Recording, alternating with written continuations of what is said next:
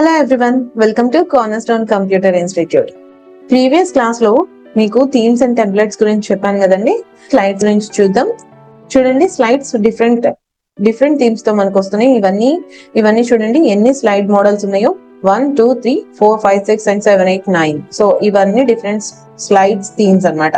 Slide themes like చూడండి, ఇది వచ్చేసి టైటిల్ స్లైడ్. ఓన్లీ టైటిల్ మాత్రమే యూజ్ అవుతుంది. లైక్ ఇలాగా టైటిల్ ప్లస్ సబ్ టైటిల్ మాత్రమే ఉంటుంది. నెక్స్ట్ ఇది వచ్చేసి title and content. Title and content అంటే ఏంటంటే, మీరు దానికి టైటిల్ పెట్టుకోవచ్చు, అలాగే మీరు కంటెంట్ కూడా రాయొచ్చు. చూడండి, ఫస్ట్ స్లైడ్ వచ్చేసి ఇది ఓన్లీ టైటిల్ ఉంటుంది, main title and sub title ఉంటుంది. సెకండ్ స్లైడ్ వచ్చేసి మీకు టైటిల్ ఉంటుంది, అలాగే టైటిల్ తో పాటు ఆ టైటిల్ గురించినటువంటి టెక్స్ట్ కూడా మీరు ఇక్కడ యాడ్ చేసుకోవచ్చు. లేదా మీరు యాడ్ చేసిన టెక్స్ట్ కి ఒక న్యూ టైటిల్ ని కూడా యాడ్ చేసుకోవచ్చు అనమాట. టెక్స్ట్ యాడ్ చేయాలా అంటే రూల్ ఏం లేదండి. ఇక్కడ చూడండి, మీకు ఇచ్చిన ఆప్షన్స్.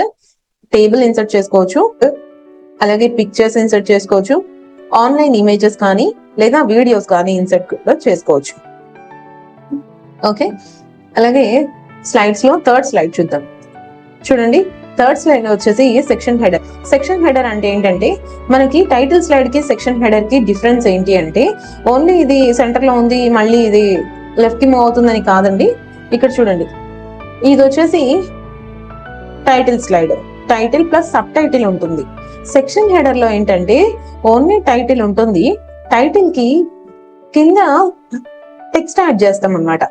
ఓకే, ఈ టైటిల్ ఎలా అంటే సెంటర్ లో ఉంటుంది. ఈ టైటిల్ ని మనం హెడ్డింగ్ అంటే పైకి కూడా జరుపుకోవచ్చు. చూడండి,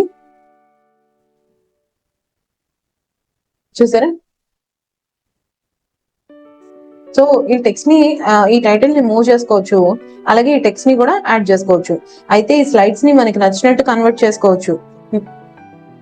ఇప్పుడు చూడండి, ఇక్కడ క్లిక్ టు యాడ్ టైటిల్ అని ఉంది. సో టైటిల్ సెకండ్ స్లైడ్ కి, ఫస్ట్ స్లైడ్ కి, థర్డ్ స్లైడ్ కి డిఫరెన్స్ ఏంటంటే, మన టైటిల్ టెక్స్ట్ రెండు యాడ్ చేసే దాని దగ్గర మాత్రమే డిఫరెన్స్ ఉంటది. చూడండి, సెకండ్ దాంట్లో మనం టెక్స్ట్ తో పాటు ఇవన్నీ ఇన్సర్ట్ చేసుకోవచ్చు, కానీ థర్డ్ స్లైడ్ లో ఓన్లీ టెక్స్ట్ మాత్రమే ఇన్సర్ట్ చేసుకోవడానికి ఛాన్స్ ఉంది.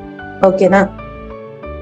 నెక్స్ట్ ఫోర్త్ స్లైడ్ వచ్చేసి టు కంటెంట్. చూడండి, టు కంటెంట్ అంటే ఏంటంటే, మనం ఇక్కడ కంటెంట్ యాడ్ చేసుకోవచ్చు, ఇక్కడ కంటెంట్ యాడ్ చేసుకోవచ్చు. లైక్ టైటిల్ ఇచ్చేసి ఇక్కడ మనం ఏం రాసుకోవచ్చు, టెక్స్ట్ రాసుకోవచ్చు.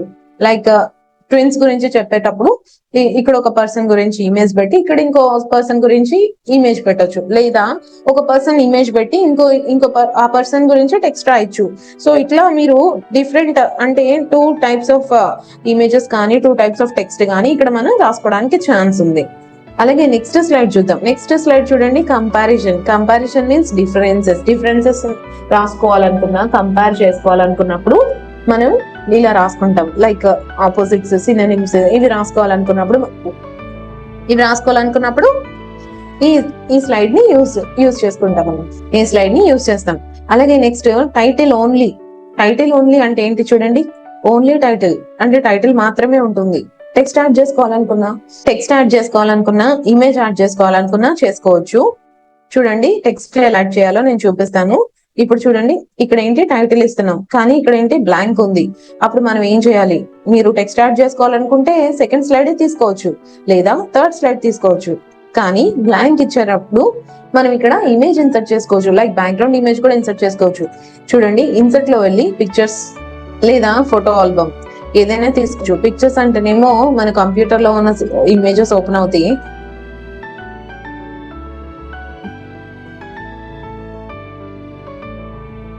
ఫోటో ఆల్బమ్ అంటే ఏంటంటే, మన ప్రీవియస్ వీక్ లేదా ఫోటో ఆల్బమ్ లో అంటే మన సిస్టమ్ లో సేవ్ అయిన మన పర్సనల్ ఫోటోస్ ఏమన్నా అవి సేవ్ అవుతాయి. సో ఇట్లా ఇమేజ్ ని ఇన్సర్ట్ చేసుకోవచ్చు. అనమాట. ఈ బ్లాంక్ లో ఇమేజ్ లేదా టెక్స్ట్ ఎలా రాసుకోవాలి అన్నప్పుడు మనం చూడండి, ఇన్సర్ట్ లో ఇక్కడ టెక్స్ట్ బాక్స్ అని ఉంది, చూసారా? సో ఈ టెక్స్ట్ బాక్స్ మీద క్లిక్ చేసి మనం ఇక్కడ డ్రాగ్ చేసుకుంటే ఇక్కడ టెక్స్ట్ రాసుకోవచ్చు. ఓకే, సో ఇట్లా మనం టెక్స్ట్ ని కూడా యాడ్ చేసుకోవచ్చు అనమాట బ్లాంక్ గా ఉన్నప్పుడు. ఓకే, నెక్స్ట్ స్లైడ్ చూద్దాం. సెవెంత్ స్లైడ్ ఏంటండి? Blank slide. సో ఇది కంప్లీట్ బ్లాంక్. ఇందులో మీరు ఇమేజెస్ ఇన్సర్ట్ చేసుకోవచ్చు, టెక్స్ట్ యాడ్ చేసుకోవచ్చు, అండ్ యానిమేషన్స్, ట్రాన్సిషన్స్ అన్ని అప్లై చేసి చూసుకోవచ్చు. ఓకే.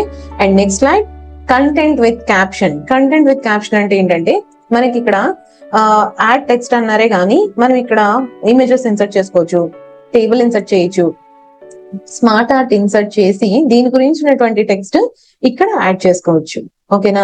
ఇక్కడ వచ్చేసి టైటిల్ పెట్టేసి ఆ టైటిల్ కి సంబంధించిన టెక్స్ట్ అలాగే ఇమేజెస్ ఇక్కడ ఇన్సర్ట్ చేసుకోవచ్చు.